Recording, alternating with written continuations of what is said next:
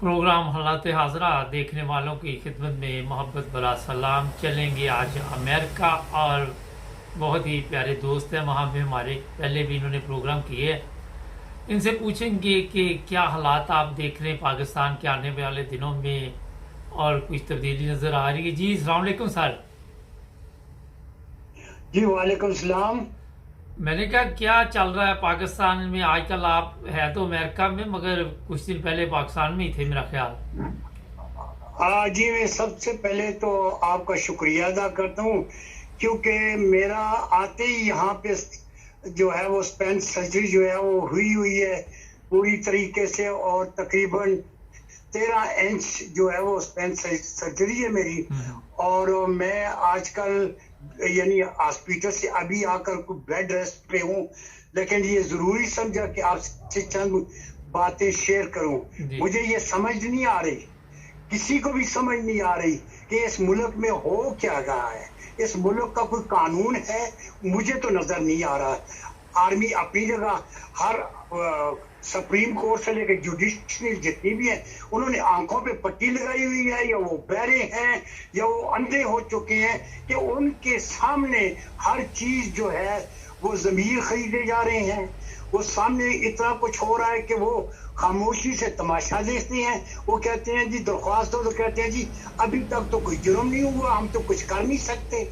ये मुझे नहीं समझ आती कि ये जो आज इतने रजीम चेंज हुआ है, इतने पैसे आए हैं, कहाँ से आए हैं? वो करोड़ों रुपए उनके जमीर खरीदे गए हैं, वो कहाँ से पैसे आए हैं? और फिर एक ऐसा आदमी बरसरे इक़्तिदार भेजा गया है जिसके ऊपर 16 अरब डॉलर का मुकदमा, जैसे कि इत्तेज़ाज़ुल हसन ने कहा था कि तली के ऊपर लिखा हुआ है। इसमें कोई शक नहीं है कि बिल्कुल तली के ऊपर लिखा हुआ है, और वो बिल्कुल कन्विक्टेड है।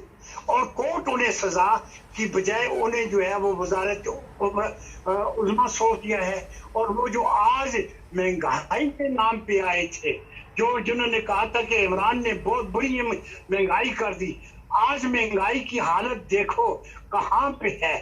अब सवाल ये पैदा होता है कि डेमोक्रेसी किसे कहते हैं? मैं ये पूछना चाहता हूँ, डेमोक्रेसी हमारे अमेरिका में किसे कहते हैं? वो कहते हैं from the public, by the public, to the public. ये सब कुछ जो कुछ भी होता है, हुकूमतें आती हैं, ये पब्लिक के थ्रू आती हैं। तो मुझे नहीं समझ आ रही कि ये इस मुल्क में कोई कानून भी है, कोई इसका कोई रुखवाला भी है। अगर भाजपा की बात की जाए, वो कभी एक टांग उसकी लंदन में नवाज शरीफ के साथ बैठा हुआ होता है, दूसरा दिन जो है वो वहां पे व्हाइट हाउस पहुंचा हुआ होता है। हमें समझ नहीं आ रही कि ये फौजी जर्नल क्या कर रहे हैं। एक तरफ उनको कहते हैं कि हमारा तो कोई सियासत में कोई दखली नहीं है, हम बिल्कुल सियासत से बाहर हैं, लेकिन 99% वो सियासत के अंदर है। जो कुछ भी हो रहा है उनकी वजह से हो रहा है। जो लोग सफर कर रहे हैं, जो महंगाई और इस दलदल में फंसे हुए हैं, वो इनकी वजह से हो रहे हैं। ये लोग जो हैं, ये इतना कुछ जुल्म मचाया हुआ है इस मुल्क में जिसका कोई अंदाजा नहीं है। आप बताएं कि हम अमेरिका में रहते हुए भी अपने मुल्क का इतना यानी सोच रहे हैं, हमें नींद नहीं आती, फिक्र नहीं होती। एक आदमी इतना पॉपुलर है, वो सिर्फ यही कह रहा है कि इलेक्शन कराए जाएं, इलेक्शन बाई पब्लिक, उसको मुंतखब किया जाए उस हुकूमत को। जब तक ये चीज जो माशियत डूब गई है, इंतखाब नहीं हो रहे, और सिर्फ वो कहते हैं हम अपनी अब मुद्दत पूरी करें, तुम्हारे बाप का मुल्क है। अच्छा ये बताइए, अमेरिका पिछले दिनों बयान दिया था कि पाकिस्तान में जमहूरियत चल रही है। एक तो ये सवाल है, दूसरा ये है कि आप समझते हैं कि हमारे जो मुंतखब नुमाइंदे पार्लियामेंट में पहुंचते हैं वो अवाम भेजती है वहाँ उनको? ये आखिरी दूसरा सवाल जो है, ये थोड़ा सा फिर रिपीट कर दें। जो हमारे लोग पार्लियामेंट में पहुंचते हैं, वो अवाम के वोट से सिर्फ पहुंच सकते हैं, या उन्हें कोई चीफ ऑफ आर्मी स्टाफ का, फौज की तरफ से भी ग्रीन सिग्नल मिलना चाहिए? देखिए बात तो ये है कि ये सारा कुछ अब उसकी आर्मी की मर्जी पे होगा। आर्मी चाहेगा तो चाहेंगे तो इलेक्शन भी होगा, नहीं चाहेगा तो नहीं होगा। अब ये लोग जो हैं ये गुलाम बने हुए हैं और हमें भी गुलाम बना रहे हैं। पब्लिक जो है इस वक्त 96% जो है वो पब्लिक जो है वो कहती है हम किसी के गुलाम नहीं, एब्सोल्युटली नॉट, वो ये कह रहे हैं। तो फिर भी इस वजह से भी, और यानी अक्सरियत के ऊपर अकलियत हैवी है, वो भी अकलियत क्या बिल्कुल मुट्ठी भर, और अक्सरियत इलेक्शन चाहती है, वो आवाम की राय चाहती है। अवाम, इमरान भी तो यही कहता है कि भाई इलेक्शन करो, तुम जीतो तो जीत जाओ ना, लेकिन उन्हें पता है कि 5-6 सीटों से उन्होंने एक रिकॉर्ड कायम किया है, पूरी दुनिया जानती है। आप वाशिंगटन पोस्ट उठा के देखें, आप अपने लंदन के अखबार उठा के देखें कि सारा कुछ क्या हो रहा है, लेकिन इसके बावजूद भी वो टसते मत नहीं। वो कहते हैं कि देखिए मैं आपको एक बात बताऊं, असली बात बताऊं, वो बात ये है कि बड़ी ताकतों का ये ख्याल है कि पाकिस्तान डिफॉल्टर हो जाए, पाकिस्तान डिफॉल्टर हो जाए, और उसके बाद जो हम इमदाद देंगे हमारी शराइत होंगी। पहली शराइत ये होगी कि एटॉमिक एनर्जी को खत्म कर दिया जाए, इसको सिलेंडर कर दिया जाए, और यही एक चीज है हमारे पास, यही एक चीज है हमारे पास जो हमारे कदीर खान ने बनाई, दूसरे लोगों की मेहनतों से बनी, जितना कुछ एक चीज हमारे पास आ गई। अब वो कहते हैं मुस्लिम बम, इसराइल ने जो बनाया उसको यहूदी बम नहीं कहते, अमेरिका ने जो बनाया उसको यानी कि वो क्रिश्चियन बम नहीं कहते, सिर्फ मुसलमानों ने जो बनाया है वो कहते हैं मुस्लिम बम। ये देखो ये वो क्यों हो रहा है, ये इसलिए हो रहा है कि हम जिस वक्त तक ताकत नहीं पकड़ेंगे अवाम की वसासत से, वोट की वजह से, वो तो कहता है फेयर इलेक्शन कराएं, आप जीते हैं तो जीत जाए, हारते हैं तो हार के हमें हुकूमत करने का हक हासिल है, लेकिन वो उस चीज को मान ही नहीं रहे, उन्हें पता है कि हम हारेंगे। अच्छा, आप भी कानून को समझते हैं, मुझे पता है। आप बताइए ये जो नाअहल करार दिया गया, पहले अदालत में केस जाना चाहिए था, कोई सजा हो तो फिर बंदा नाअहल होता है, या इस तरह भी चल जाता है, शॉर्टकट भी चल जाता है? बात ये है जनाब, मैंने बचपन में एक फिल्म देखी थी, मुनव्वर ज़रीफ उसमें होता था, एक बहुत मशहूर अदाकार था, वो उसको पेन का चोरी बना दिया, और एक आदमी ने कहा जी कि इसने मेरी जगह पे पट्टी लगा दी, उसने कहा पट्टी उठा लो। जब वो आदमी पट्टी वाला गया उसने कहा जी मेरी पट्टी उखाड़, उसने कहा पट्टी लगा लो। ये वो लोग हैं जिनकी कोई औकात नहीं है, जिनकी कोई, इसकी शक्ल देखी है सराजा सिकंदर की, इसकी मनुष्य शक्ल देखी है, ये कुर्सी के काबिल है जो। और फिर आर्टिकल 63 में ये चीज आती है कि जिसको भी यानी डिफॉल्टर करेगा या नाइल कराएगा वो हाई कोर्ट और सुप्रीम कोर्ट का काम है, इसका काम नहीं है, लेकिन उन्होंने कर दिया। और वो जो है बगले बजा रहे हैं जी, इमरान खान दुनिया का सबसे बड़ा चोर है, और दूसरा कहता है तोशा खान ने खाली कर दिया तोशा खाना को। अब तोशा खाना उससे आते नहीं है, तोशा खाना है, अब वो तोशा खाने की रट में लगे हुए हैं।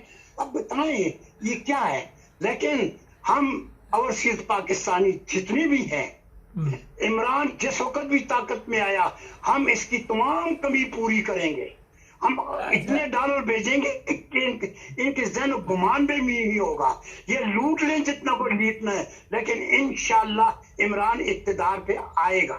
अच्छा, मुझे ये बताइए, एक ब्रेक का कहा जा रहा है, लाइन पे रहना, ये ब्रेक के बाद मिलते हैं। हमारे चैनल को सब्सक्राइब करें, हमें फॉलो कीजिए, टिकटॉक पर भी और फेसबुक पर, यूट्यूब पर भी सब्सक्राइब करें, और अपने दोस्तों को भी बताएं कि सिर्फ एक ही चैनल है जहां पे सच और हक की बात की जाती है। नाज़रीन, ब्रेक के बाद आपकी खिदमत दोबारा एक सवाल का जवाब दें, मुझे समझ नहीं उस सवाल की आ रही, शायद आप मेरे से सीनियर हैं, आपको आ जाए।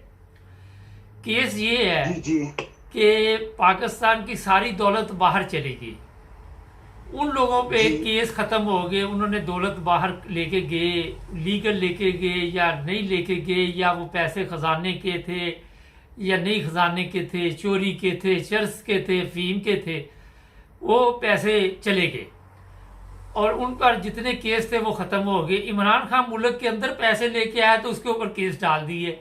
ये कैसा निजाम है? ये ऐसा निजाम है जैसे कि पहले पहले कहते हैं इस देश में उल्टी गंगा बहती है।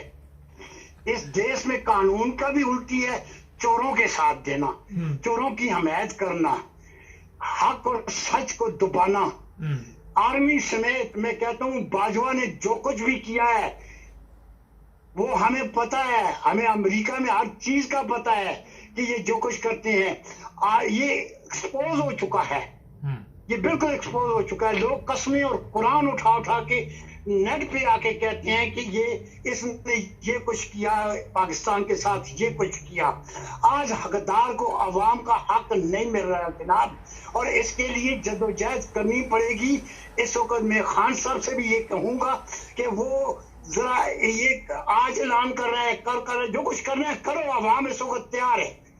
जो कुछ किसी को फायदा होगा या नुकसान होगा अल्लाह मालिक है, लेकिन वो एक सच्चा आदमी है, झूठ नहीं बोलता, रिश्वत नहीं ली उसने, आज दिन तक उसने नहीं किया। ये तोशा खाना का जो केस है, ये अगर देखा जाए तो जरदारी ने 2 कीमती गाड़ियां बगैर पैसे दिए वहां से निकाली। वो जो करोड़ों का हार था वो अपना जो यूसुफ रजा गिलानी मुल्तान वाला, हाँ जी, तो वो लेके अपनी बीवी के लिए उसने कोई पैसा नहीं दिया।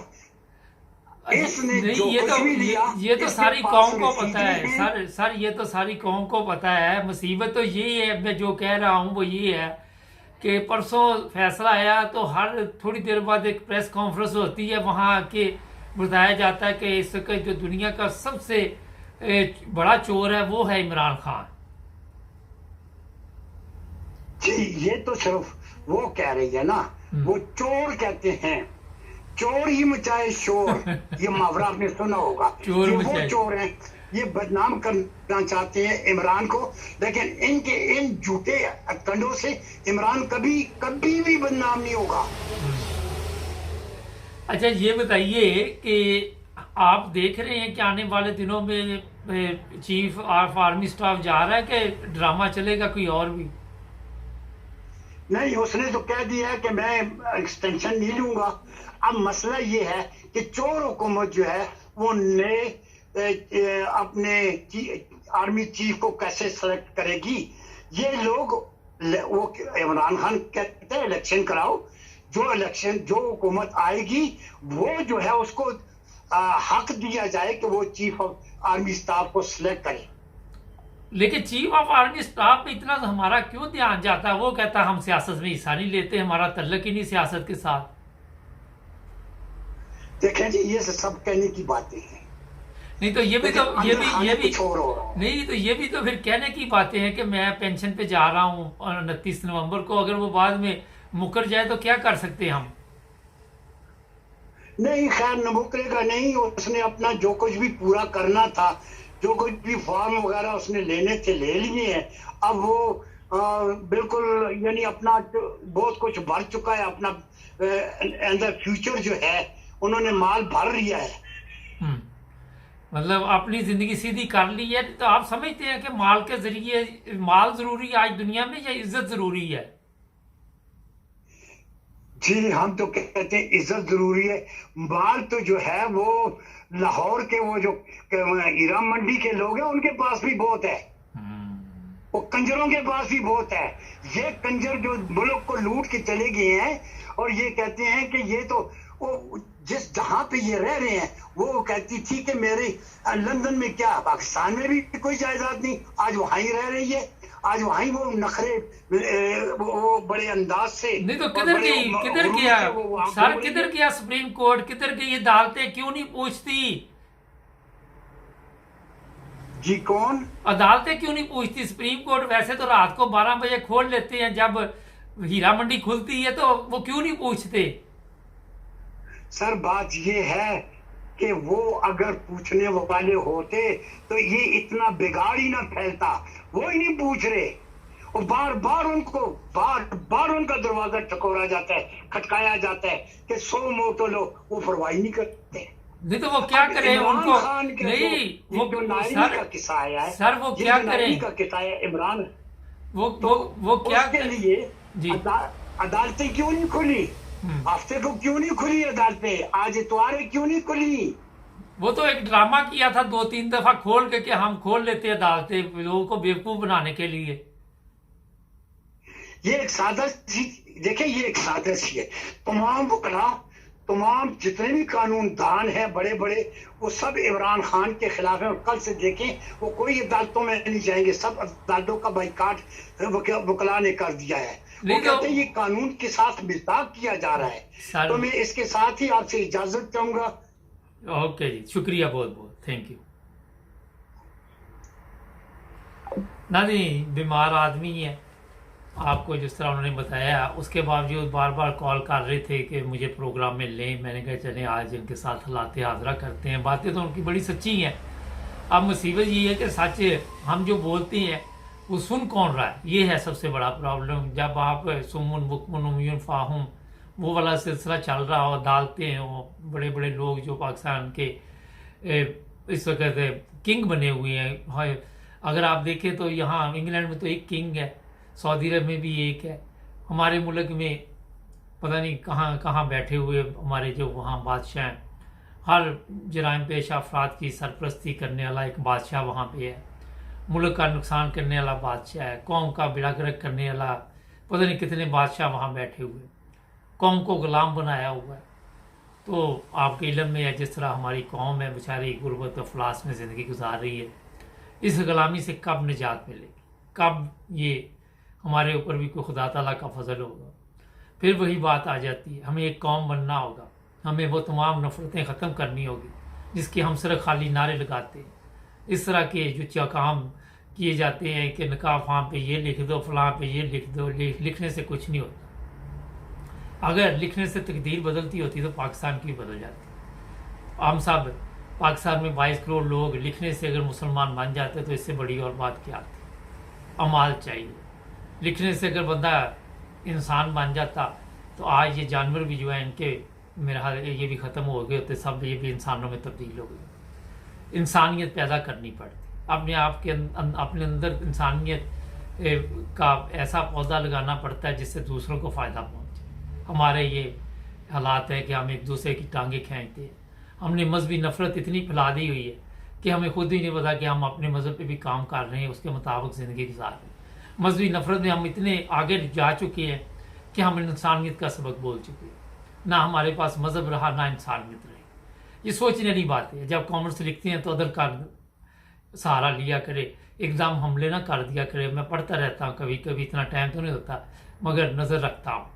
मुझे अफसोस होता है ऐसे लोगों के ऊपर जो बगैर सोचे समझे एक ही बात पे रट उनका होता है, फलां काफिर, फलां इस्लाम में नहीं। भी आप कौन सा इस्लाम का ठेका लिया हो? आपने कौन सा इस्लाम की खिदमत की है? आपने गिरबान में अगर ये लोग जो कमेंट्स में इस तरह के लिखते हैं, मुझे बताएं कि आपने कौन से कारनामे अंजाम दिए जो आज इस्लाम की ये हालत है। आज इस्लाम या अगर यूरोप में आप आ जाए या किसी दूसरे मुल्क में, आप कहते हैं मैं मुसलमान, 1 घंटा एयरपोर्ट पर रोक लेते। ये आपने इनाम दिए लोगों को, ये आपको इस्लाम ने सबक दिया था। ये बड़ी अहम चीज़ें हैं।